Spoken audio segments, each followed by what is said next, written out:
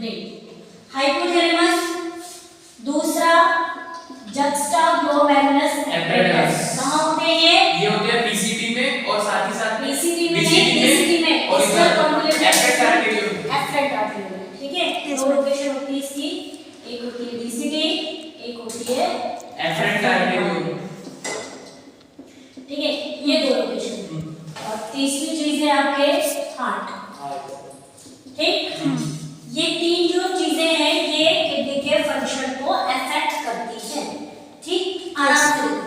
अब जो हाइपोथैलेमस है, ब्रेन है, वो कैसे अफेक्ट करेगा?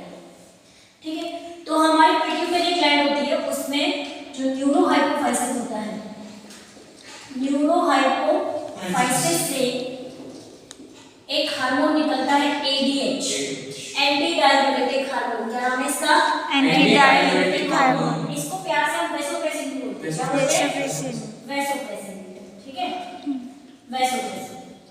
इसका मेन काम क्या है? Increase the BP, blood pressure को ही बढ़ाने का काम करता है। एंड जीएफआर, हाँ, वैसोप्रेसिन हार्मोन। अब ये कैसे बढ़ाएगा? ये बीपी को बढ़ाता है। तो देखो आप, एडीएच हार्मोन, मान लो आपने लॉस ऑफ वाटर हो गया, तो लूज मोशन हो गया, वोमिटिंग हो गया, तो लॉस ऑफ वाटर हो गया ना आपके। तो व्हेन लॉस ऑफ वाटर, है ना, कोई भी रीजन हो सकता है, आपकी लूज मोशन हो सकते हैं, वोमिटिंग हो सकती है, जिससे आपका बॉडी का पानी ज्यादा बाहर निकल जाए, तो उस केस में क्या होगा? एडीएच हार्मोन का कंसंट्रेशन इंक्रीज हो जाएगा।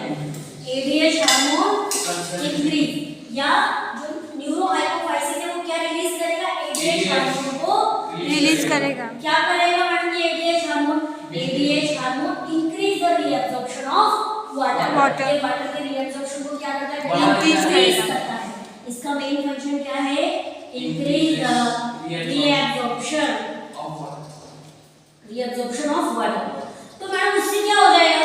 रीअब्जॉर्प्शन बढ़ने से, अरे जो वाटर है वो आपकी बॉडी फ्लूइड में आ गया ना, तो आपका बॉडी फ्लूइड बढ़ जाएगा ना, तो उससे क्या होगा? Increase the body fluid. Body fluid बढ़ जाएगा, या बॉडी का जो वॉल्यूम है वो बढ़ जाएगा, और उससे ब्लड का प्रेशर बढ़ जाएगा। ये सब कनेक्टेड रहती है एक दूसरे से, चीजें समझने की कोशिश करो। ठीक है भाई, एडीएच हार्मोन जो है ना, ये क्या करेगा? वाटर को रीअब्सॉर्ब करता है। कहां से? ट्यूब्यूल वाले पार्ट से। सपोज जैसे ये आपके कलेक्टिंग डक्ट है बेटा, ऐसे समझो। ठीक, मैंने आपको बताया था ये कलेक्टिंग डक्ट है, और कलेक्टिंग डक्ट में मेनली जो एडीएच हार्मोन होता है, इसका काम क्या है? वाटर को रीअब्सॉर्ब करता है। मतलब इसके साथ वाटर को नहीं जाने देगा, यूरिन के साथ। हमारी बॉडी का सारा वाटर यूरिन के साथ चला जाएगा, हमारी बॉडी को भी तो वाटर चाहिए। तो ये एडीएच हार्मोन क्या करता है? वाटर को रीअब्सॉर्ब करता है, इससे रीअब्सॉर्ब कर लेता है। यानी कि ये जो है ना, ये ब्लड में ला रहा है उस चीज को। वाटर को किस में ला रहा है? ब्लड में। और जब ब्लड में आपके वाटर आ जाएगा तो ब्लड का वॉल्यूम बढ़ेगा कि नहीं? बढ़ेगा ना। यस भाई, ब्लड में हमने मेनली एडीएच हार्मोन क्यों रिलीज हुआ था? क्योंकि लॉस ऑफ वाटर हो गया था। सपोज ये आपका ब्लड है ना, अब आपके ये पूरा ब्लड है, अब इसमें लॉस ऑफ वाटर हो गया, क्योंकि आपके जो है आपको लूज मोशन हो गया, या कुछ भी वोमिटिंग हो गई, लॉस ऑफ वाटर हो गया। लॉस ऑफ वाटर हो गया तो क्या करेगा? ये एडीएच हार्मोन रिलीज होगा न्यूरोहाइपोफाइसिस से, और एडीएच हार्मोन क्या करेगा? वाटर के रीअब्जॉर्प्शन को बढ़ा देगा, और वाटर का रीअब्जॉर्प्शन बढ़ जाएगा तो ब्लड में वाटर बढ़ गया, और ब्लड में वाटर बढ़ गया तो बॉडी फ्लूइड बढ़ गया, ब्लड का वॉल्यूम बढ़ गया, उससे ब्लड का प्रेशर बढ़ गया। कॉन्सेप्ट समझना बहुत जरूरी है, तभी आपके एमसीक्यू ठीक होंगे, वरना नहीं होंगे। ठीक, समझने की कोशिश करो। जब लॉस ऑफ वाटर हो जाता है, आपकी बॉडी में पानी की कमी हो गई, तो एडीएच हार्मोन बढ़ेगा, वाटर के रीअब्जॉर्प्शन को बढ़ा देगा, जिससे वाटर आ जाएगा ब्लड में, और ब्लड का वॉल्यूम बढ़ जाएगा, बॉडी फ्लूइड बढ़ जाएगा, और उसका रिजल्ट ये रहेगा कि ब्लड का प्रेशर बढ़ जाएगा। लेकिन अगर आप पानी ज्यादा पी लें, करते ना कई बार, किसी दिन बहुत ज्यादा पानी पी लिया और कभी भूल भी जाते हैं, अब ज्यादा एक्सेस में आप पानी ले लो, when the excess amount of water, तो उससे क्या होगा? एक्सेस वाटर ले लिया आपने, भाई पहला केस मैंने समझा दिया, जब लॉस ऑफ वाटर हो गया, आपका जो है वाटर बॉडी का वो लूज मोशन में बाहर निकल गया, या आपने पानी नहीं पिया, ये रीजन हो सकता है। पानी नहीं पिया आपने दिन भर से, करवा चौथ का व्रत था, पानी नहीं पिए, पानी नहीं पी रहे तो बॉडी फ्लूइड कम हो जाएगा ना आपका। उस केस में न्यूरोहाइपोफाइसिस क्या रिलीज करेगा? एडीएच, वाटर की रीअब्जॉर्प्शन को बढ़ा देगा, और आपका ब्लड में वाटर बढ़ जाएगा। Is that clear? Water blood में बढ़ जाएगा ना, तो बॉडी का जो फ्लूइड है वो बढ़ जाएगा, ब्लड में तो